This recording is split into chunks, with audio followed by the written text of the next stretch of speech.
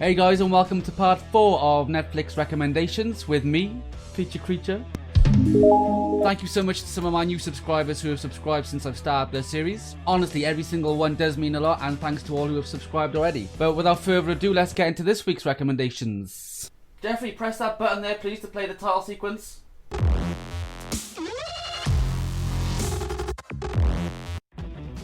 Okay, let's start things off with a movie that has probably my favourite performance from Scarlett Johansson, Adam Driver and Laura Dern all in one movie. This recommendation is Marriage Story, a Netflix exclusive. I'll just begin by simply saying I was blown away by this film as far as how incredibly well performed it is from all of these actors. Just absolutely staggering. The execution of this movie to such a simple premise is just incredible. You would initially believe it's going to be a really depressing movie, but in fact it's far from that for the most part, considering it's a movie about a divorce. It deals more with the couple trying their best to compromise with each other and keep things as positive as possible as they're going through this awful endeavour, rather than just, scene after scene of them, bickering relentlessly. Don't get me wrong, there are a couple of scenes like that, and there is one in particular where my jaw was honestly to the floor regarding the intensity of it. And just because of how amazing it's directed, you feel like you're right there in the room with them, and you get this feeling of just complete helplessness. It's really harrowing stuff, but in a good way, if you know what I mean.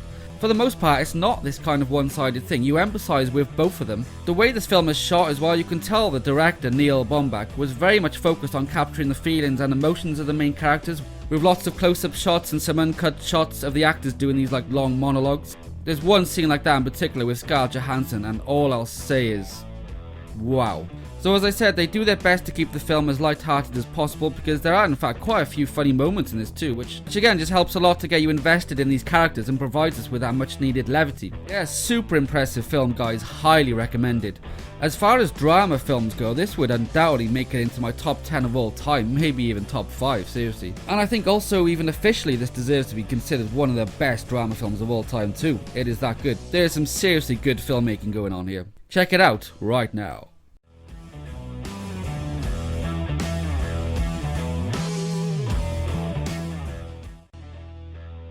Next we have a animated feature from the makers of Wallace and Gromit and Chicken Run. This movie is their first computer animated movie as opposed to Chicken Run and Wallace and Gromit being clay stop motion animation. The movie I'd love to recommend to you is Flushed Away. So Flushed Away came out in 2006 and was nominated at the BAFTAs for Best Animated Film, and also Critics' Choice Award. It did win Best Screenwriting. Had good praise too critically, for example Rotten Tomatoes exclaiming clever and appealing for both children and adults. Flushed Away marks a successful entry into digital animated features for Aardman Animations. So Flushed Away is about this upper-class pet rat named Roddy, who unfortunately gets flushed down the toilet and ends up in a sewer where he meets some very colourful characters, to say the least. Most notably Rita, who gets Roddy tangled up in her adventures involving a lovely shiny ruby. The sewer itself has actually been converted and built up into this underground city, and it's actually pretty damn cool because most things are made from all bits and pieces of rubbish and trash. Just very clever and imaginative. You'll find yourself often going, whoa, look at that, or whoa, that's cool, and that's clever. The humour was very on point too, very witty, never felt cringy or felt like it missed the mark. So the main characters, Roddy and Rita, are just so damn likeable, and other characters you meet during their adventures are pretty excellent also. Overall, it's just so bloody entertaining. So to wrap up, if you're in the mood for some adventure, some laughs, some feels, and wish to be completely overcome with fascination and delight, then look no further than Flushed Away.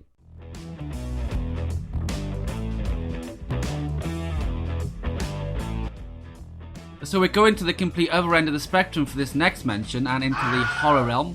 For me, this is still one of the best exorcism and possession films since The Exorcist in 1973.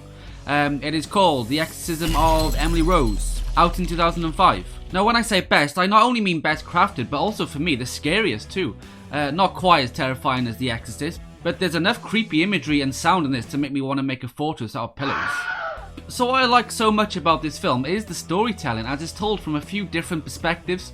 The victim, of course, being Emily, the priest, a prosecutor, and a defense attorney. All who become mixed up in this ultimate battle in the courtroom between fiction and non-fiction, believers and non-believers. So a portion of the film is set in the courtroom, some are flashbacks and some portions are in modern day. So in the courtroom is where the bulk of the narrative takes place. A priest is basically accused of killing a young girl, being Emily, through negligent homicide, which basically means he allowed her to die.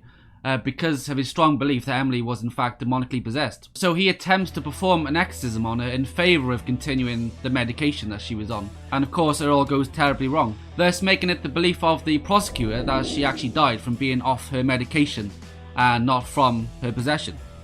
So I think because it takes the courtroom angle, it gives the movie a sense of authenticity and feels very much feasible, so when any of the scary moments do occur, it always works extremely well and it's always very effective and truly gets under your skin because of that level of immersion it brings you to.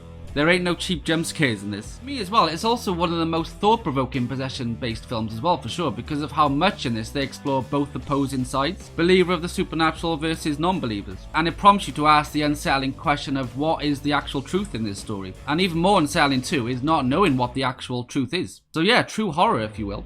This is a classy, intellectual and philosophical horror movie which has made it into my list, of course, as well, for being that all-important word, underrated. My final recommendation is The Exorcism of Emily Rose.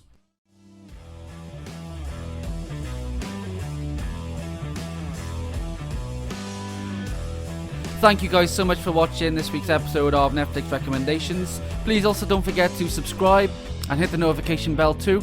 You've been watching Feature Creature. I shall catch you next time.